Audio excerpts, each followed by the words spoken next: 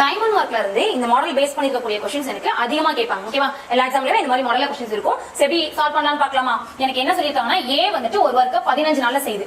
A ஒரு வர்க்க எனக்கு 15 நாள்ல செய்யுது. அடுத்தது B எனக்கு அதே வர்க்க எனக்கு எவ்வளவு நாள்ல செய்யுது அப்படினா 20 நாள்ல செய்யுது. ஓகேவா? if they work together for 4 days ரெண்டு பேரும் சேர்ந்து அந்த வர்க்க எனக்கு எவ்வளவு நாள்ல செய்றாங்க அப்படினா 4 நாள்ல செய்றாங்க. ஓகேவா? then the fraction of work is left எவ்வளவு எனக்கு ரிமைனிங் fraction work இருக்குன்னு கேக்குறாங்க. ஃபர்ஸ்ட் நம்ம டோட்டல் வர்க் கண்டுபிடிக்கலாமா?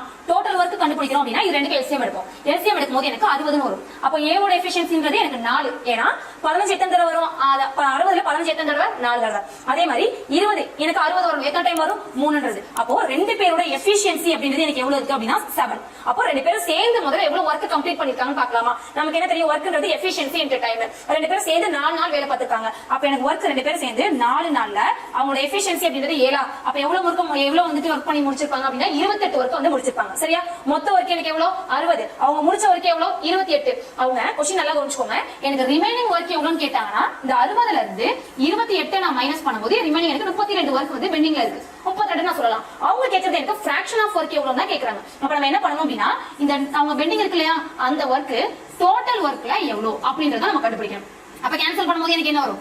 8/15 அப்படின்றது தான் வரும். சோ இதுதான் நமக்கான fraction of work. ஓகேவா? சோ ஆன்சர்ன்றது எனக்கு 8/15. Thank you.